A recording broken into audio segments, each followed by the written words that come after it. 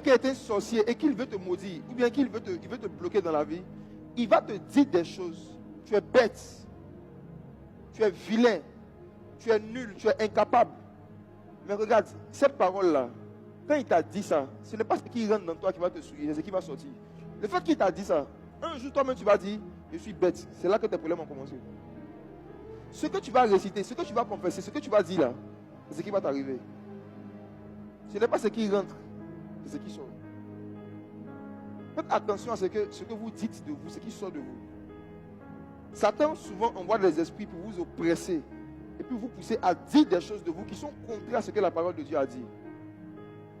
Dieu fait exprès, il descend dans le jardin d'Éden après que Adam et Ève aient consommé le fruit défendu. Et puis Dieu demande à Adam, où es-tu?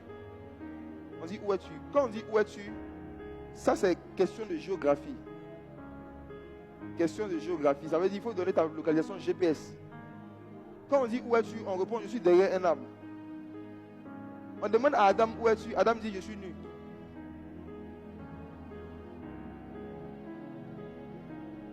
Parce que quand on perd l'intimité avec Dieu, on commence à faire des hauts sujets.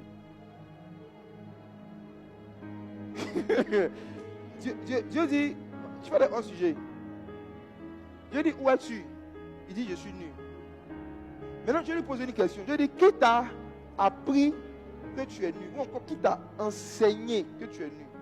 Parce que la relation dans laquelle les deux étaient là, Adam ne pouvait pas, en fait, il ne pouvait connaître la nudité que par enseignement.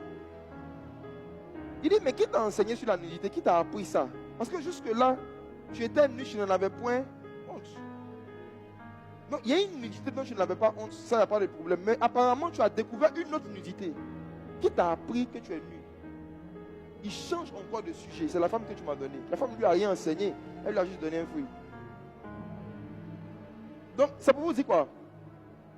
Moins vous allez connaître les Écritures, plus vous allez vous éloigner de la parole de Dieu, plus vous allez faire beaucoup de hors sujets, et plus vous allez commencer à dire des choses qui n'ont rien à voir avec les promesses que Dieu vous a données, les prophéties que Dieu vous a données, les talents que vous avez. Et c'est ça qui va avoir un effet sur vous. C'est ce qui sort de vous. C'est ça qui va vous souiller. Ce n'est pas ce qui rentre. Ce n'est pas ce qu'on t'a fait dans ta famille, mais ce qu'on t'a fait dans ton passé qui t'ont créé des problèmes. C'est ce qui est sorti de toi quand on t'a fait. Quand on t'a maltraité et que tu as maudit là, c'est la malédiction qui est sortie de toi qui a bloqué ta vie. Mais ce qui sort de l'homme qui le bloque. C'est pourquoi l'une des techniques de Satan, c'est de nous soutirer des mauvaises paroles. Quand une servante est sorcière,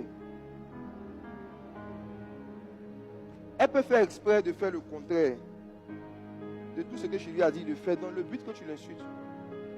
Parce que c'est ce qui sort de toi qui va te souiller. Elle peut faire exprès de te désobéir pour t'irriter.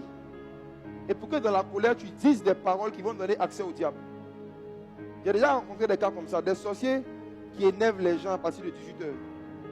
Les soirs. Parce qu'ils connaissent le verset qui dit que le soleil ne se couche pas sur ta colère. Ne donnez pas accès au diable. Donc quand un diable veut avoir accès à ton âme la nuit, là, il t'énerve la nuit. Tu vas dormir la colère puis il nage sur ton dos. Tu vois les couvertures que tu as? Tu comprends maintenant d'où ça vient? Faites attention à ce qui sort de vous. Moi, quand quelqu'un m'insulte, quand quelqu'un m'attaque, connaissant ce principe, je ne réponds jamais. Je ne réponds jamais aux injures. Parce que surtout quand tu es en colère, quand tu es blessé, fais attention à ce qui va sortir de toi quand tu es blessé. C'est ce qui va sortir qui va bloquer ta vie. C'est ce qui sort de l'homme qui le suit, pas ce qui rentre. C'est vrai que quand tu parles mal, ça rentre. Mais il faut savoir quelle façon c'est rentré. Hein. Ça n'a aucun effet sur ton âme. Ça a fait mal sur moi, c'est tout. Mais ce qui peut bloquer ta vie, c'est ce que toi tu vas dire.